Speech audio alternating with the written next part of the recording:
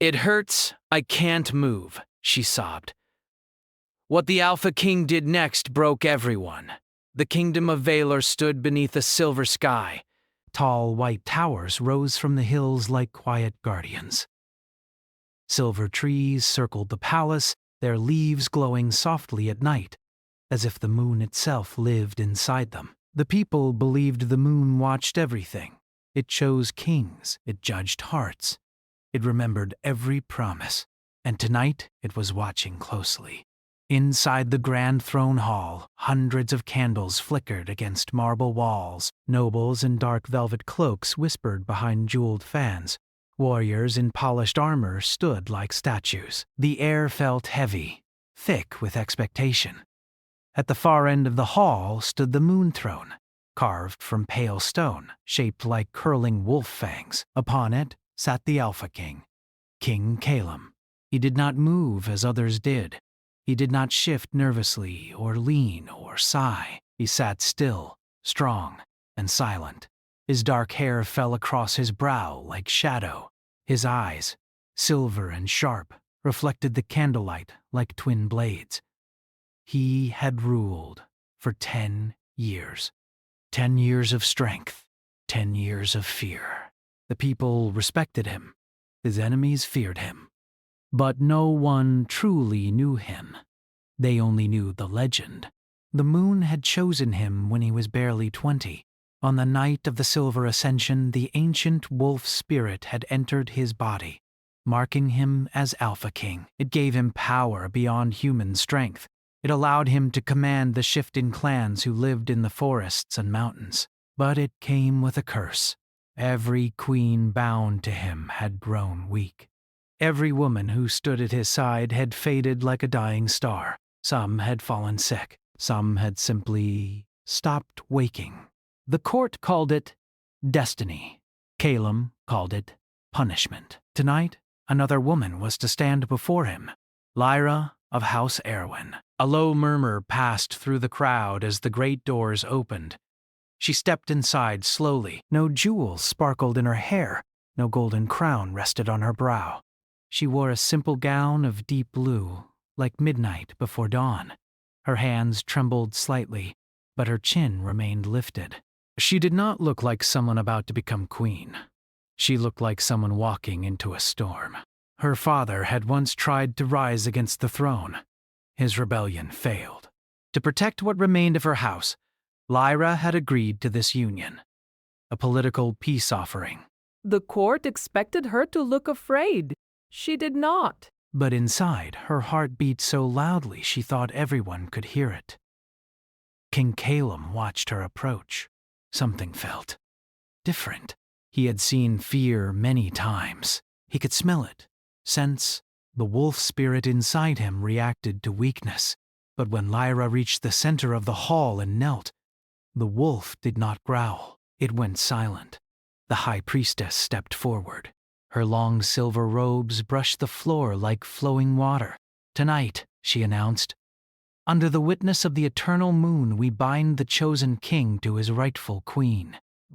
The word rightful echoed strangely. Lyra kept her eyes lowered. She had been told not to meet the king's gaze unless commanded. She had been told to remain obedient, quiet, accepting. She had also been told she might not survive the year. The thought did not scare her as much as it should have. "Stand," the priestess instructed. Lyra rose slowly. The hall seemed colder. High above, the moonlight streamed through a round window, bathing the throne in pale glow. King Calum finally stood. The movement alone caused whispers. He stepped down from the throne. 1 step. 2.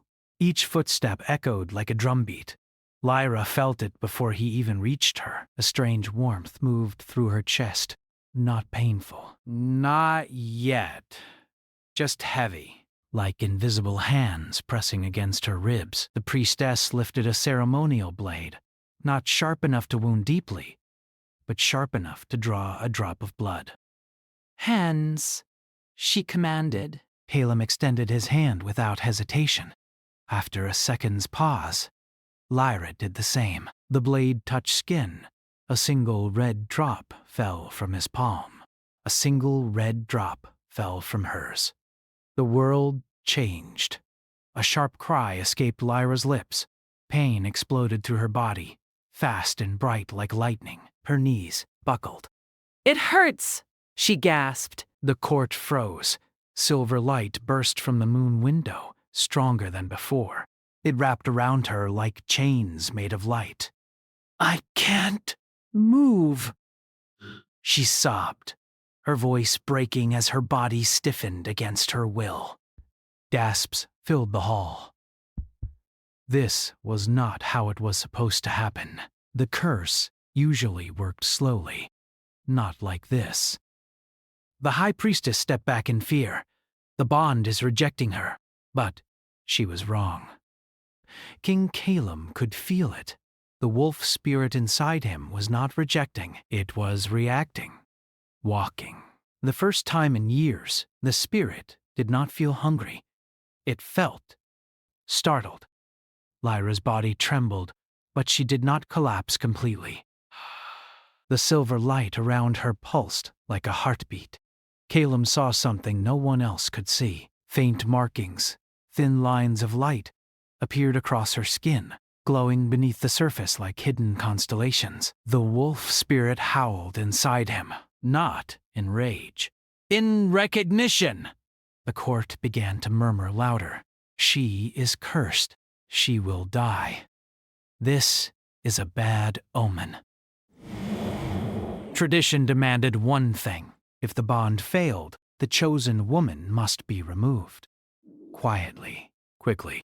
Before weakness spread, the High Priestess lifted her hand to signal the guards. But before she could speak, King Calum moved. He stepped forward and caught Lyra before she struck the marble floor. The hall went silent. Alpha Kings did not kneel. They did not show urgency. They did not show concern. But Calum lowered himself beside her without hesitation. Her body was rigid beneath his hands. Her breath came in broken sobs. "It hurts," she whispered again, tears slipping down her cheeks. "I can't."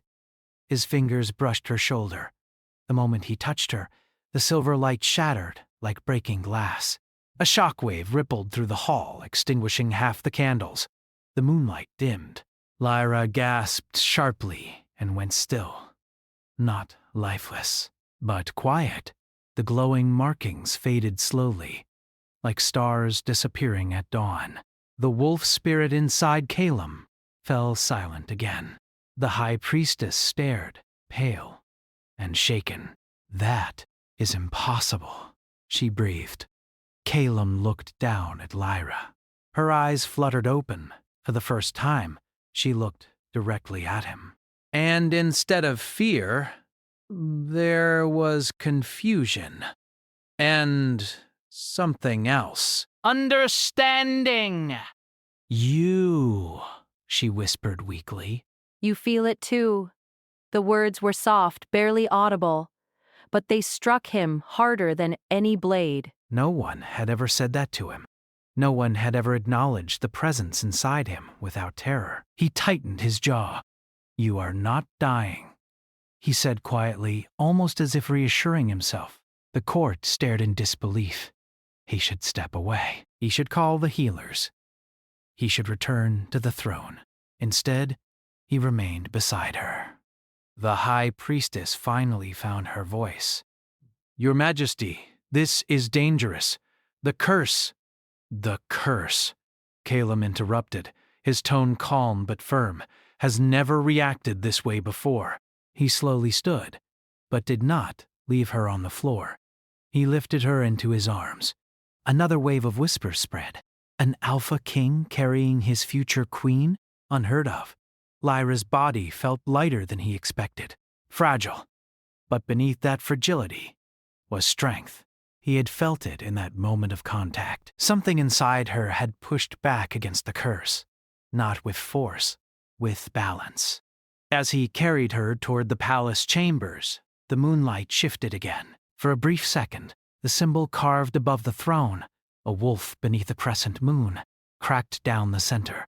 Only a thin line. But enough. The high priestess saw it. Her breath caught. This is the beginning, she whispered to herself. Inside the quiet royal chamber, Calum laid Lyra gently upon the bed. He stepped back, watching carefully. Her breathing had steadied. Color slowly returned to her cheeks. After a long moment, her eyes opened again.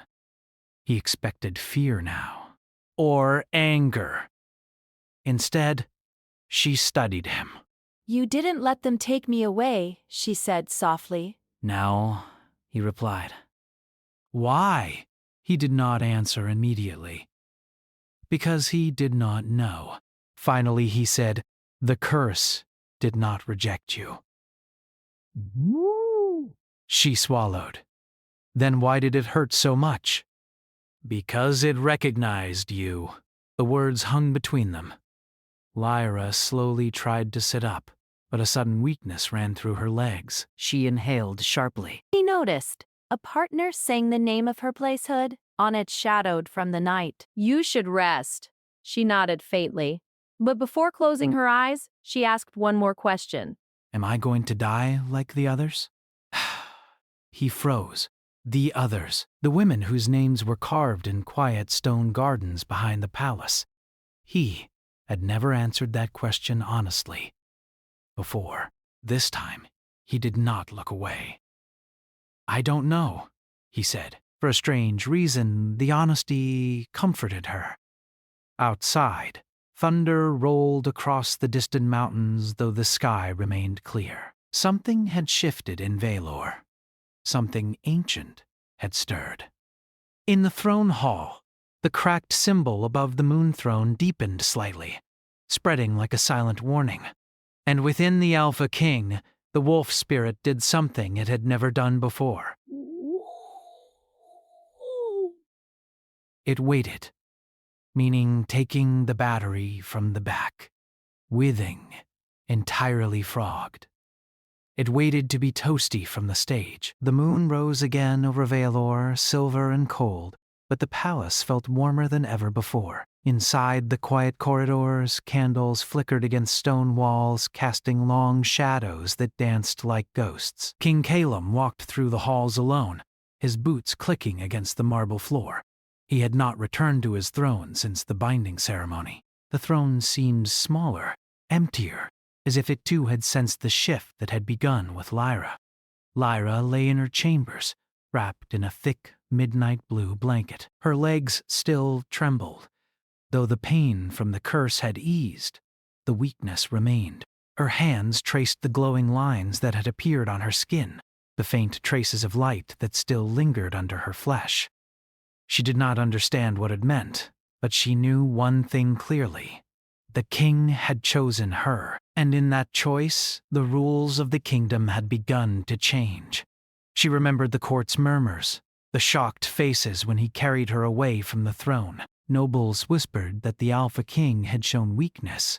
Warriors argued that the moon itself must have made a mistake. But Lyra had not felt fear that day. She had felt something she had never expected: protection. The next morning, a messenger arrived from the northern clans. His horse had come through the forest at night, carrying urgent news. A rival Alpha had gathered an army, believing Veor weak. He had heard of the binding ceremony and how the king had knelt to a woman. Your Majesty, the messenger said, bowing low, the North will march at dawn. They believe the Alpha is vulnerable.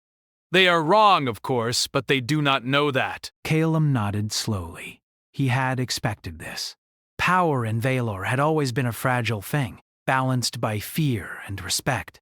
But Lyra's presence had shifted that balance. The North might attack, thinking him weak, but he would show them something else entirely. He left the messenger outside the chamber and turned to Lyra, who was sitting by the window. The sunlight fell on her face, painting her features in soft gold.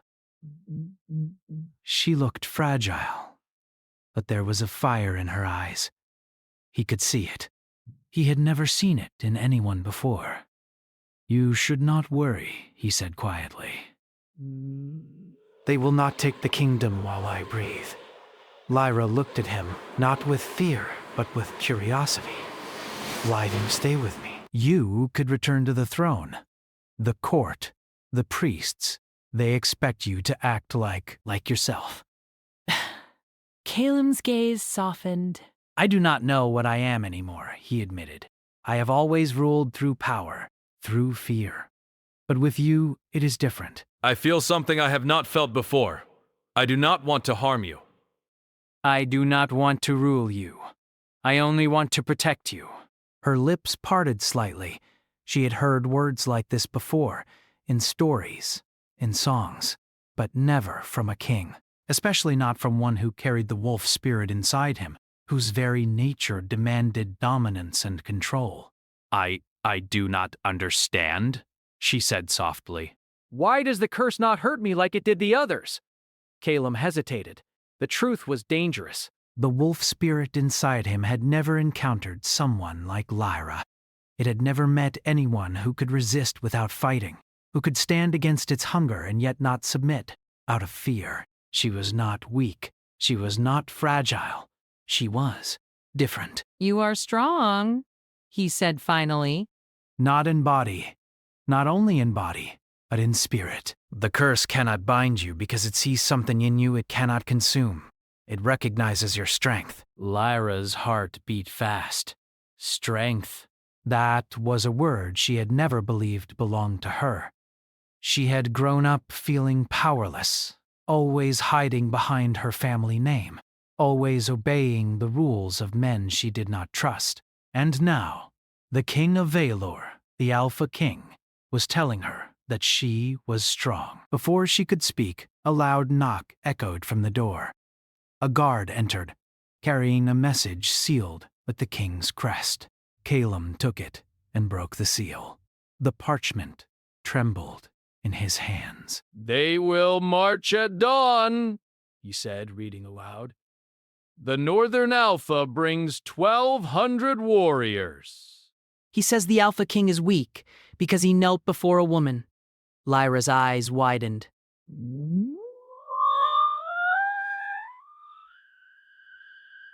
1,200? That is a huge army. Calem nodded, his jaw tightening. Yes, and they believe they can take Veor easily. He turned to her, his eyes serious. I will not allow it, but, his voice softened, I cannot do it alone. Lyra felt a shiver run through her. She had expected to be left behind, to watch from the safety of the palace while the king fought battles and won victories. But now, he was asking her to stand with him, to be part of the fight, not as a pawn, but as something more. What do you want me to do? She asked. Whatever I ask, he said, but do not fear. I will protect you. The day passed slowly. Calem spent hours preparing strategies with his generals, while Lyra trained quietly under the watch of a small group of loyal soldiers. She learned to hold a sword, to move lightly and carefully, to trust her instincts. The wolf spirit inside Calem watched silently as she practiced. He had never seen a human learn so quickly. He had never seen someone survive the first day without faltering. At night, when the palace was quiet, Calem would visit her chamber. Sometimes they did not speak. Sometimes they only sat in silence, listening to the wind in the silver trees. She learned that he had not been kind to the women who had come before her. They had been afraid, weak, or broken.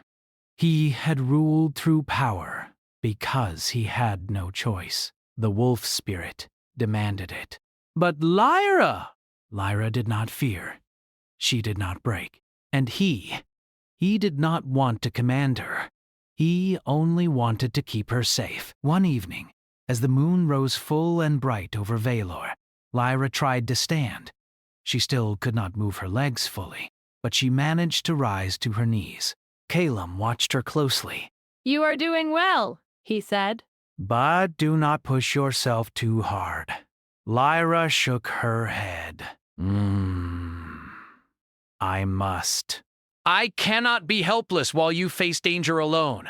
You risk yourself every day for me, and I wanna be worthy. His chest tightened.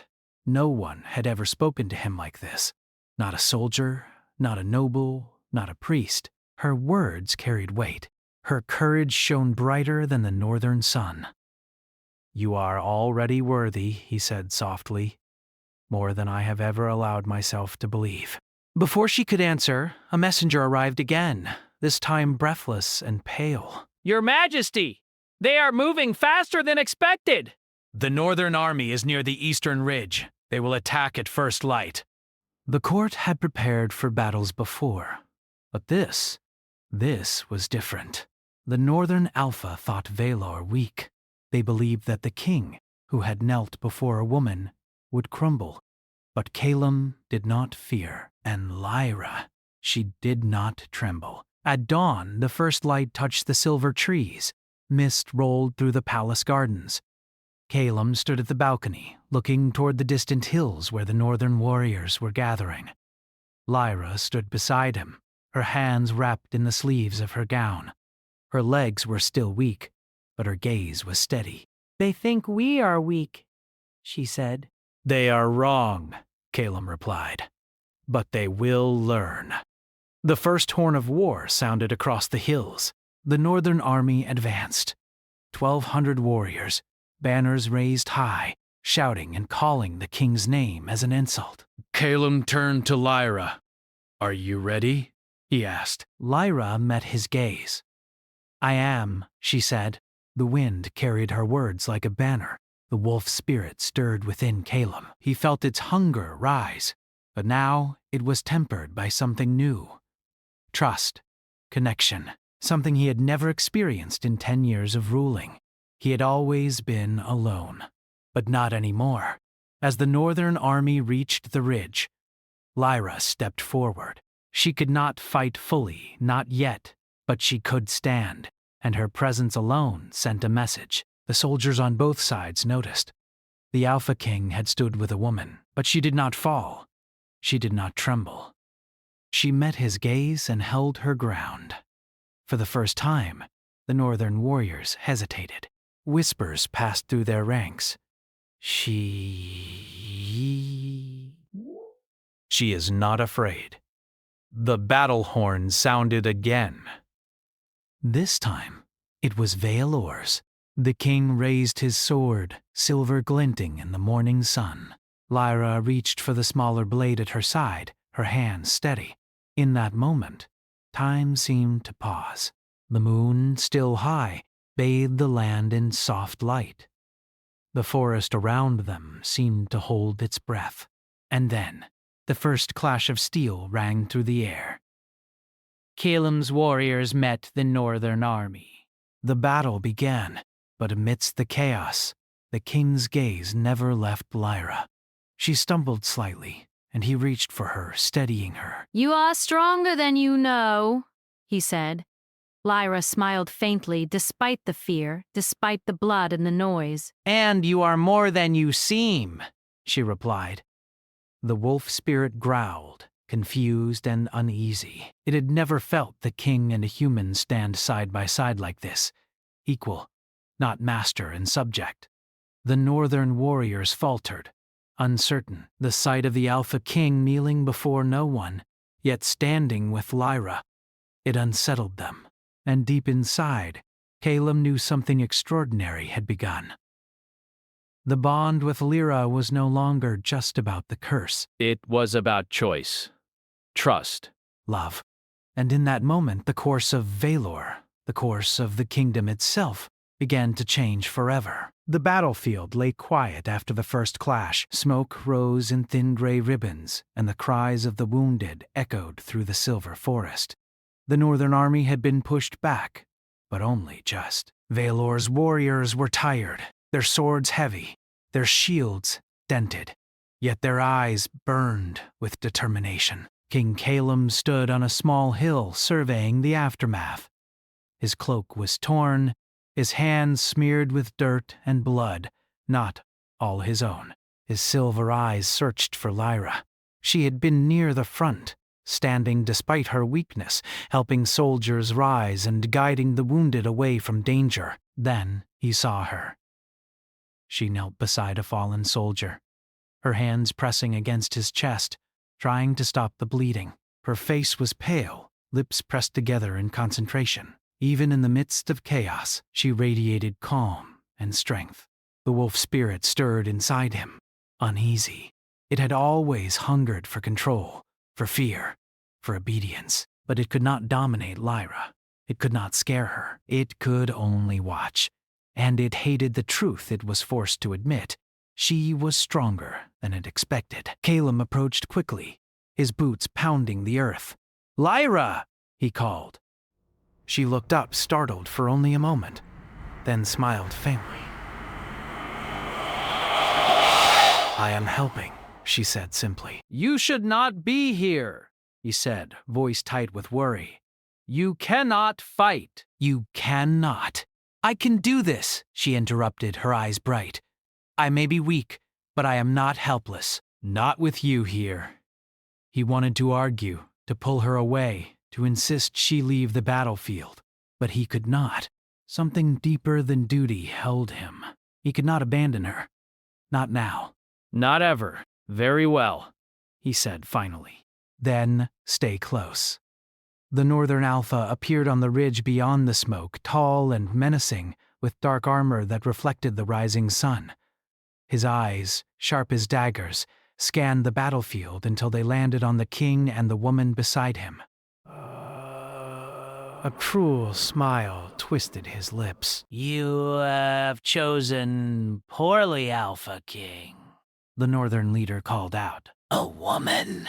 "She cannot command your loyalty. She cannot survive the curse that lives in you." "Stand aside, or your kingdom falls today." Calum's hand rested on his sword. "She is not just a woman," he replied.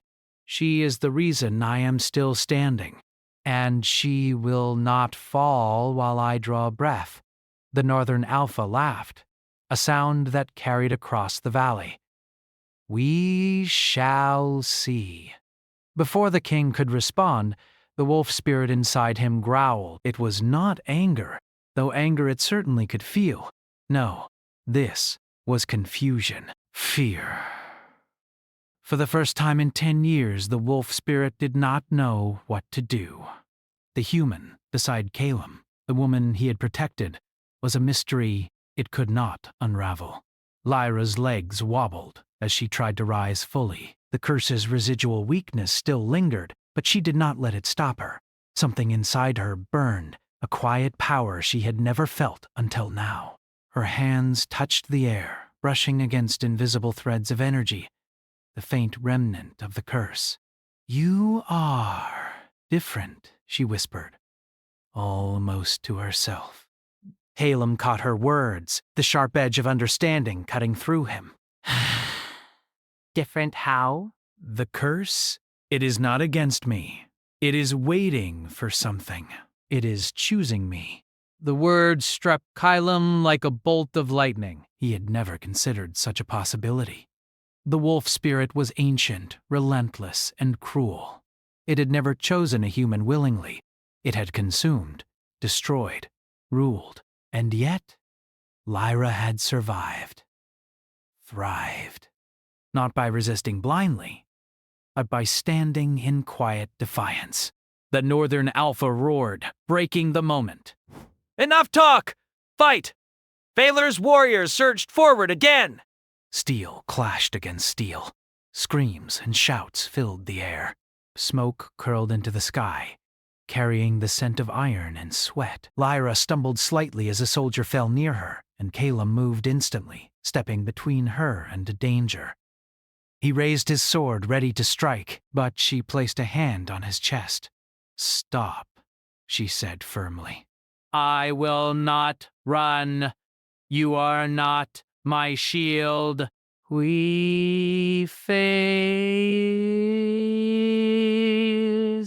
this together. Never had a woman in his presence commanded such authority. Not fearlessly, not with honesty. "You are brave," he said softly. "And you are kind," she replied. He wanted to argue. He wanted to insist he was neither, but the battlefield demanded action, not words. The Northern Alpha advanced, breaking through the line of Veor's soldiers, his eyes locked on Calum. And then it happened. The residual energy of the curse, the faint lines of silver that had marked Lyra's skin, began to glow. Slowly at first, then brighter. Brighter still. The soldiers around them paused, staring. Even the Northern Alpha faltered, his confidence shaken by the sudden display of power. Lyra gasped as the energy moved through her body. It was not painful this time. Not like before. It was warm, like sunlight on her skin, like the gentle touch of something ancient and patient. The wolf spirit inside Calum growled, confused and furious. It had never lost control so completely. It could not touch her, could not harm her, could only watch. "Lyra!" Calum shouted, moving closer. "Are you all right?" "Yes," she said, her voice calm. "But I can feel it." "The curse, it is choosing me. It wants me to do something." He frowned. "Something? What?" "I do not know," she admitted.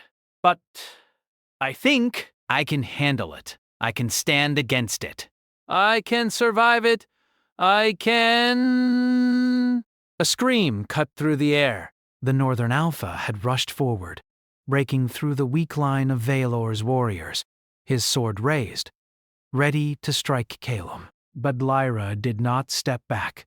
She raised her hands, and the energy surrounding her surged like a wave. The Northern Alpha froze. His blade trembled.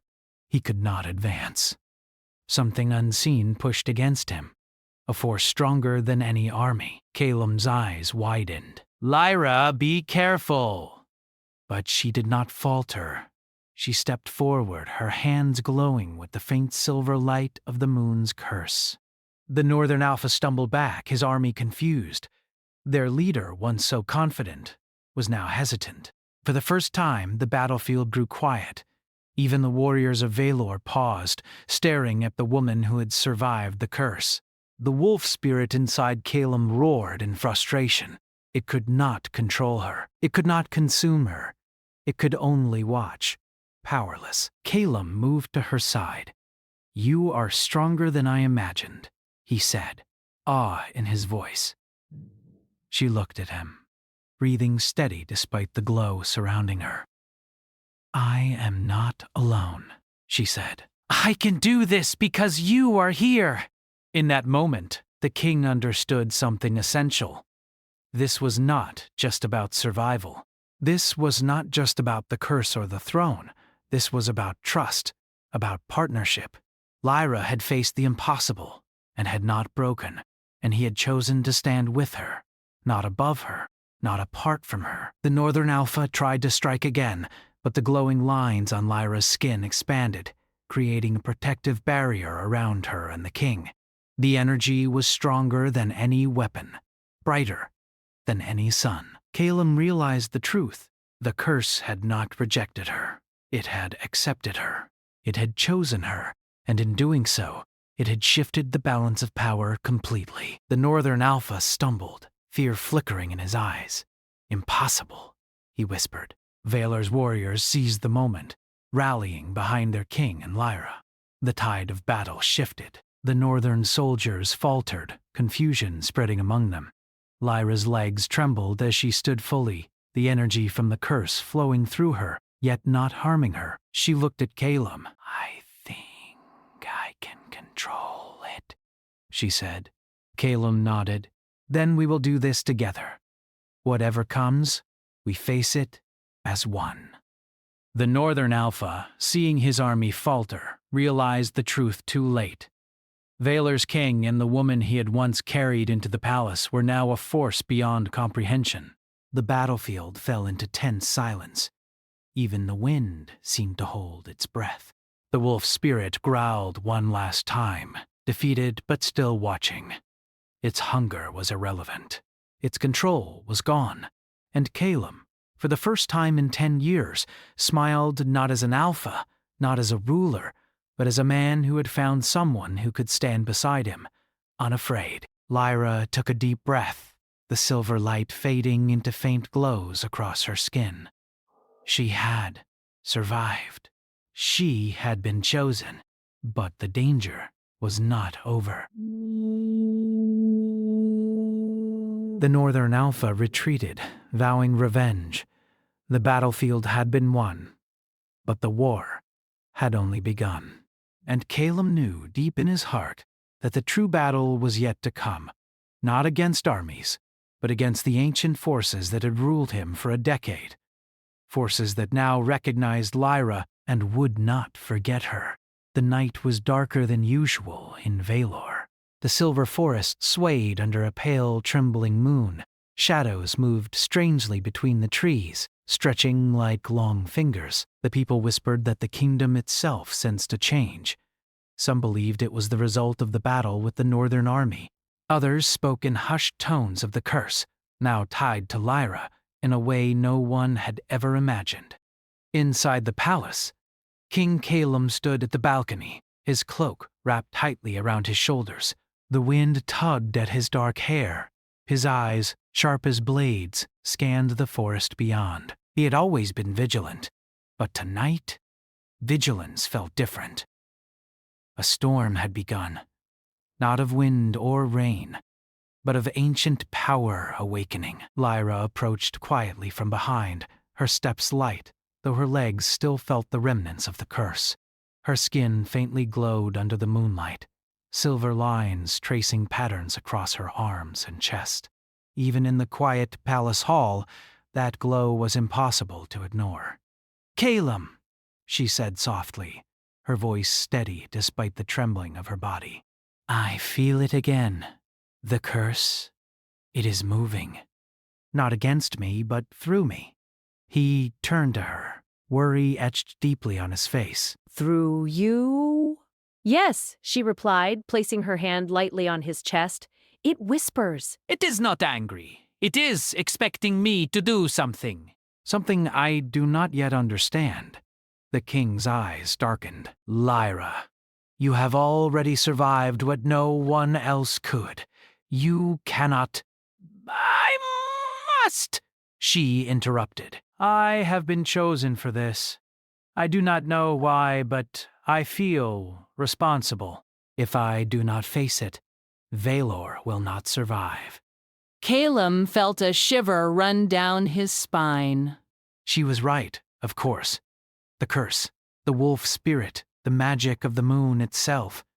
They had all recognized her as different, and Veor was no longer safe, not while powers older than the kingdom moved in the shadows. He reached for her hands, holding them firmly.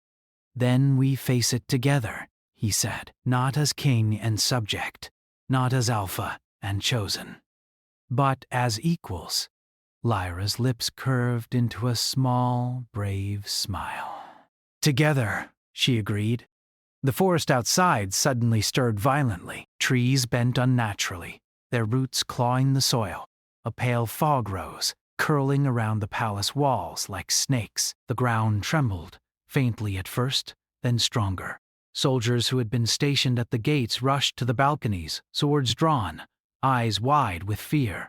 "Something is coming," one whispered.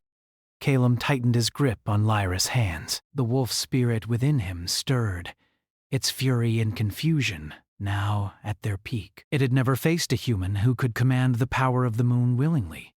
It had never had to share its strength. And yet, it would not yield. Lyra stepped forward, closing her eyes for a moment. The silver lines across her body brightened, pulsing like the heartbeat of the moon itself. She inhaled deeply. When she opened her eyes again, they glowed faintly, the energy radiating outward. "Whatever comes," she said, her voice clear and strong, "we will stand against it." A low, rumbling sound rose from the forest. Shadows began to move with intention, forming shapes that were impossible to describe, shapes that resembled wolves, dragons, and beasts of old tales. Their eyes glowed faintly red, and they advanced toward the palace walls, unafraid of the soldiers stationed there. The king drew his sword, its silver edge reflecting the moonlight. "Prepare yourselves," he shouted. Defend the palace! Protect the queen! She did not hold a weapon, but the silver energy that surrounded her acted like one.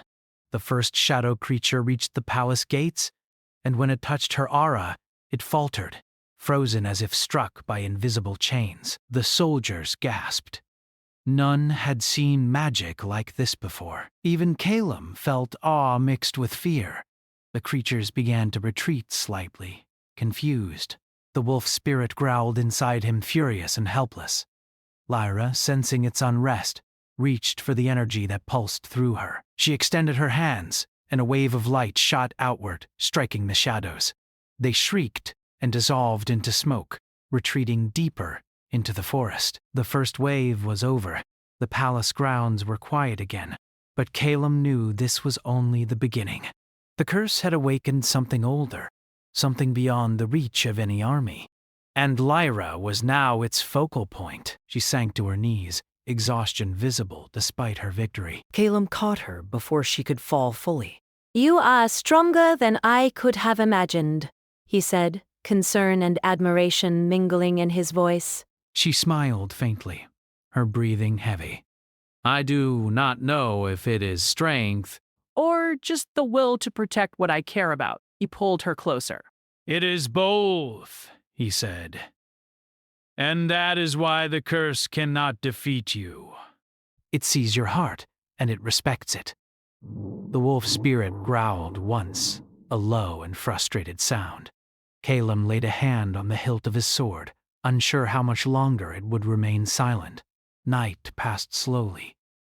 The moon, full and unyielding, rose higher in the sky.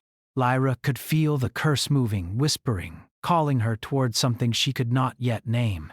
Every time she tried to sleep, the energy within her stirred, as if urging her to prepare for a greater task. By morning, the forest beyond the palace had grown quiet again, but a sense of unease lingered. The creatures from the night before had not been entirely destroyed. They had been pushed back. And the curse, it was not finished. Calum stood beside her on the balcony, his cloak fluttering in the wind. "Tell me what you feel," he said. Lyra closed her eyes. It is calling me. Not to harm, not to destroy, but to take responsibility.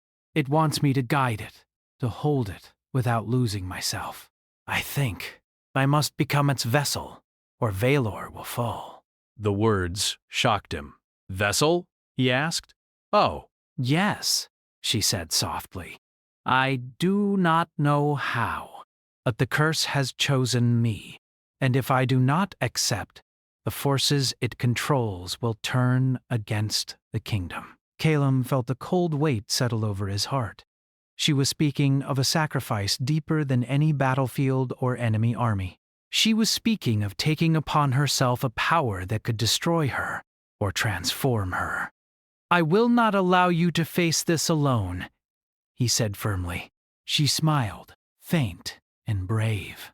I do not want to be alone. But you cannot carry it for me. You cannot fight what is meant for me. You can stand beside me, and that is enough.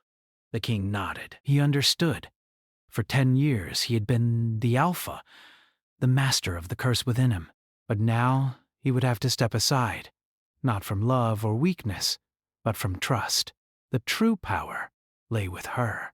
As the sun rose, Lyra descended to the training yard, where a small group of loyal soldiers awaited instructions. Her hands glowed faintly, the silver lines of the curse tracing patterns across her arms. She raised her head, voice strong and commanding. Prepare the palace, she said. We do not know what will come next, but we will face it together. The soldiers looked at each other in awe. They had followed the king for years, but the aura around Lyra was different, stronger, fierce, pure. Calum stepped beside her. Lead them, he said, and I will guard your side. Together, they walked through the palace grounds, a symbol of unity and strength. Two hearts, once bound by circumstance, now bound by choice. The wolf spirit inside him growled again, but this time it did not strike. It had lost control, and perhaps it had begun to respect her. Hours passed, and the palace remained quiet, but the sense of foreboding never left. Lyra could feel it in her chest, a low hum of energy that pulsed like a heartbeat.